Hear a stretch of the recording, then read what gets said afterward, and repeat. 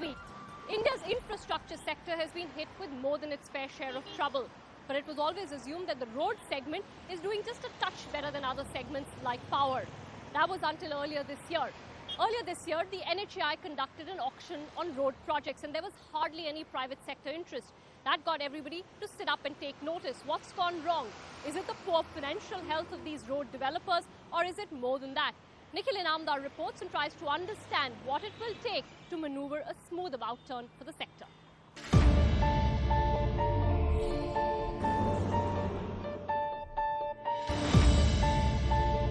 Over 90 roads projects under implementation delayed. Between 40 to 50 projects on sale under distressed conditions. And some of India's biggest road infrastructure companies sitting on a mounting debt pile.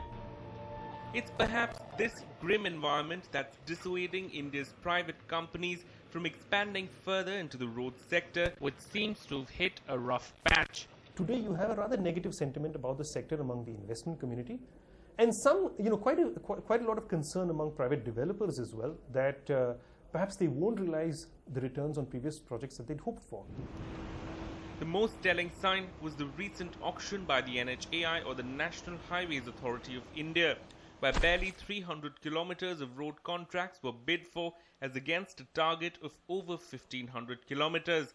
Two projects, including the Madurai-Ramanathapuram section, didn't witness any participation at all. And even in the bids that did evince some interest, the number of applicants was below 10. A far cry from the average of 30 to 32 applicants that NHAI bids garnered last year, with developers scrambling to back projects. For Prime Minister Manmohan Singh, who set an ambitious target of 9,500 kilometers of road building for this year, these are worrying trends as they come in after a bumper year for the government, where the NHAI managed to award more than 7,500 kilometers of roads, with developers often paying a premium to back these projects.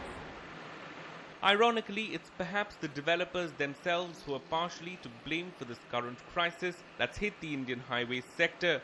Years of unrestrained exuberance and fierce competition characterized bidding for roads projects in the last 5 years, as engineering and construction firms marched into the BOT space lured by high returns. The period between 2007 and 11 saw the number of applicants participating in NHAI auctions increase from 6 to 30, leading to irrationally aggressive bids from developers who often compromised on their ROEs. Of the 49 projects awarded in 2011 and 12, for instance, a whopping 32 were bid at a premium, and the government had to pay viability gap funding, the amount paid to developers to make a project financially attractive, for only 13 projects. But as the economy slowed, calculations on toll collections went haywire, and the cost of servicing already accumulated debt also rose. The actual traffic numbers seem to be coming much lower than the forecast, and in many cases as low as even 45% below the forecast, with the result that the cash flows that are available for these projects, for these BOT projects as you put it at the beginning, for them to be able to generate adequate cash flows to meet debt service commitments is coming under strain. A steep rise in the debt-to-equity ratio of a lot of developers has forced the likes of GMR, Lanco, IVRCL and Ashoka Buildcon to scout for equity investments to reduce their leverage. As the financial position of road developers started to look tenuous and debt started to pile up, banks also became cautious about further lending to the sector, and loan growth to the sector slipped to 24% in financial year 11-12, down from the average 42% seen between financial year 2007 and 2010. In fact, industry estimates are that out of the 49 projects awarded last year by the NHAI, barely 14 have managed to achieve financial closure. But perhaps the declining interest by the private sector in highway building can also be attributed to the fact that the most lucrative stretches and high-profile projects like the Bandra-Worli Sea Link have already been awarded. And that means the government will have to step in with higher grants and more financial assistance if private sector interest has to be revived. Major highways have gone, all GQs have gone, all north-south corridors have gone. Now the projects are not as good. So the project has to go into grant level of 30, 35 plus and into 40s range.